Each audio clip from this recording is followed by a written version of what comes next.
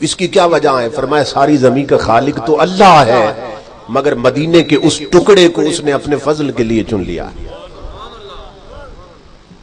اس کو کہتے ہیں شرف مکان۔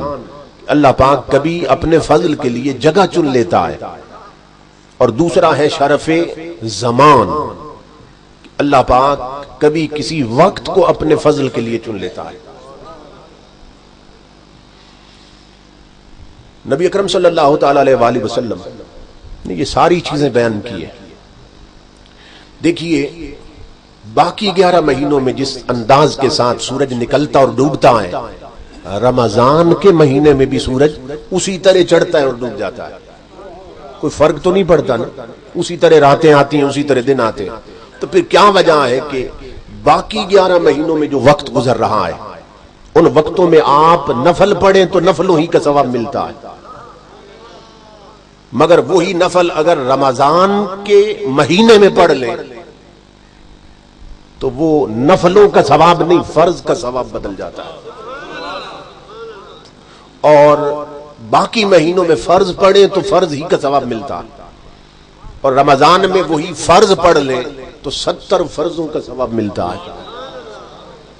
تو فرمایا بے شک رات اور دن، گھڑیاں، گھنٹے، ساعتیں، سب کچھ اللہ نے بنایا، مگر وہ وقت جو رمضان کے دامن سے گزر رہا ہے، اس وقت کو اللہ نے اپنے فضل کے لیے چن لیا۔ تو یہ ہے شرف زمان۔ اب تیسرا ہے شرف ذات، کہ اللہ پاک کسی کی ذات کو اپنے فضل کے لیے چن لے، اور اس کی 2 مثالیں ہیں۔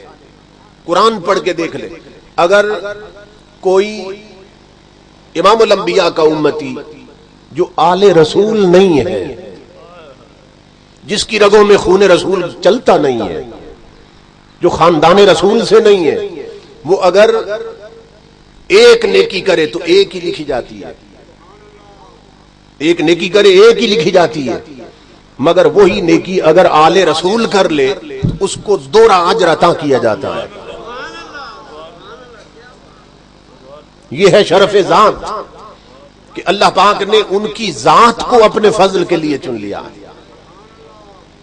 دوسری مثال، جاہل اگر کوئی نیکی کرے ایک ہی اجر پاتا ہے، اور وہی نیکی حضور کی شریعت کا عالم کر لے 2 ثواب دیا جاتا ہے۔ کیوں؟ اس لیے کہ ایک اجر تو نیکی کرنے کی وجہ سے، دوسرا شریعت کو جاننے کی وجہ سے۔ تو یہ ہے شرف ذات، اللہ پاک کسی کی ذات کو اپنے فضل کے لیے چن لے۔ لیکن اس کے نا اپوزٹ ایک بھیانک پہلو بھی ہے، ایک ڈرنے والا، جو سید بیٹھے ہیں، جو علماء بیٹھے ہیں، ایک ڈرنے والا پہلو بھی ہے۔ وہ یہ ہے کہ جس طرح آل رسول اور عالم ایک نیکی سے 2 اجر ملتا ہے، اسی طرح ایک جرم پر 2 سزا بھی دی جائے گی۔ اسی طرح ایک جرم پر 2 سزا بھی ملے گی۔ تو یہ بھی ذہن میں رہنا چاہیے۔ تو میں سمجھا یہ رہا ہوں کہ اللہ پاک کا طریقہ ہے کہ اللہ پاک ساری چیزوں کا خالق، مگر کچھ چیزیں اپنے فضل کے لیے چن لیتا ہے۔ 3 مثالیں میں نے آپ کو دی ہیں۔ اب چہلم سمجھیں، چہلم 40واں کیوں کرتے ہیں؟ عدد سارے اللہ کے ہیں، 1 سے لے کر کروڑوں تک گن جائیں، 1 2 3 4 5 گنتے چلے جائیں، مگر اللہ جانے کیا وجہ ہے، یہ تو وہی جانے نا وجہ کیا ہے۔ یہ جو 40 کا عدد ہے، 40ویں کا عدد، اس عدد کو اللہ نے اپنے فضل کے لیے چن لیا ہے۔ یہ جو 40ویں کا عدد ہے، اسے اللہ نے فضل کے لیے چن لیا۔ اب اپنے راز وہ جانے، مگر ہمیں قرآن و حدیث سے جو پتہ چلتا ہے وہ یہ ہے کہ جس طرح مکے کے ٹکڑے کو اللہ نے فضل کے لیے چنا، رمضان کے وقت کو اللہ نے فضل کے لیے چنا، سید اور عالم کی ذات کو فضل کے لیے چنا، اسی طرح 40ویں کو اللہ نے فضل کے لیے چن لیا۔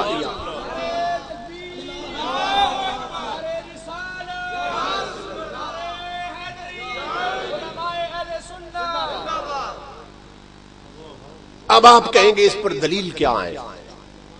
میں دلیلوں کے ڈھیر لگا سکتا ہوں مگر وقت نہیں ہے۔ اب میں دلیلیں دیتا ہوں۔ دلیل کیا ہے؟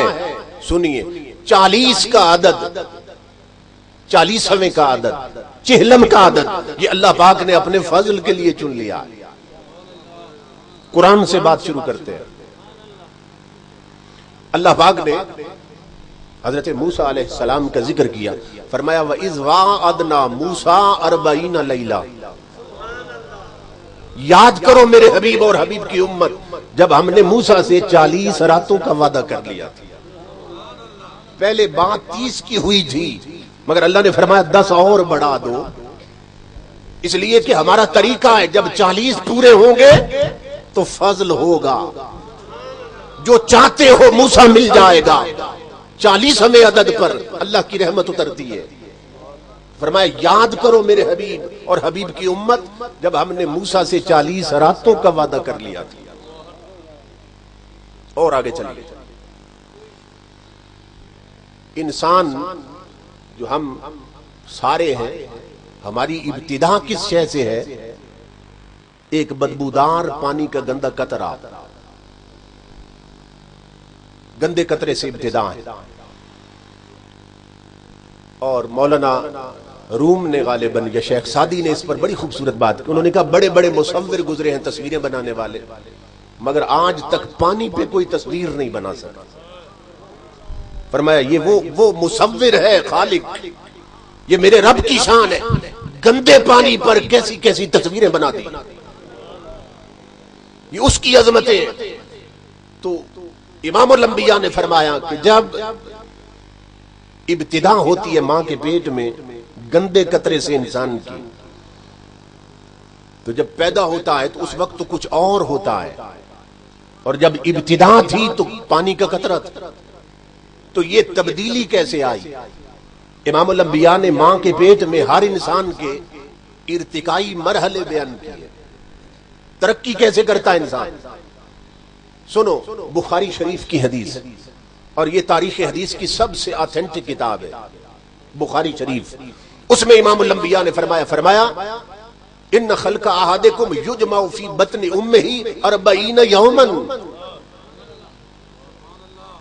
فرمایا جب ماں کے پیٹ میں پانی کے قطرے سے انسان کی ابتدا ہوئی تھی تو پھر اس میں تبدیلی کیسے آئی؟ امام الانبیاء فرماتے ہیں کہ اس قطرے پر 10 دن گزرے تو قطرہ تھا، 20 دن گزرے تو قطرہ تھا، 35 دن گزرے تو قطرہ تھا، 39 دن گزرے تو قطرہ تھا۔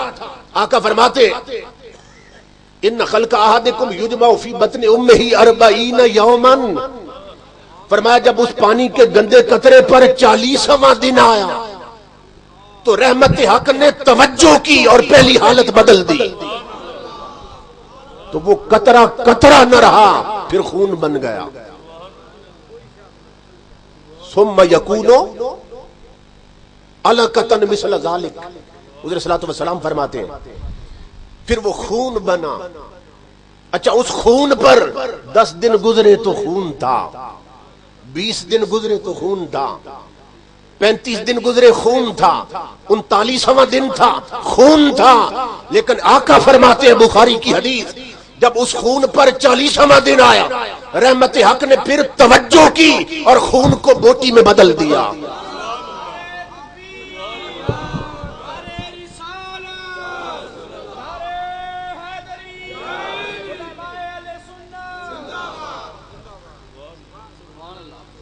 چالیسویں دن پہ توجہ ہو رہی ہے اور پہلی حالت بدلی جا رہی ہے۔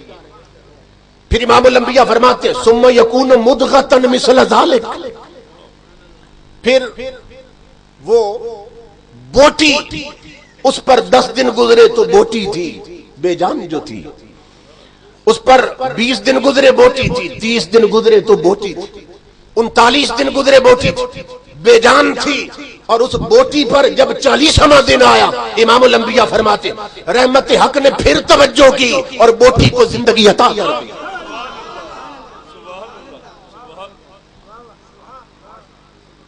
میں کہتا ہوں پتہ نہیں لوگ 40ویں کا انکار کیسے کرتے کا ظالم، اس حدیث پہ غور کر، وہ 4 40ویں تو تیری ماں کے پیٹ میں ہو گئے تھے، 4 40ویں تیری ماں کی پیٹ میں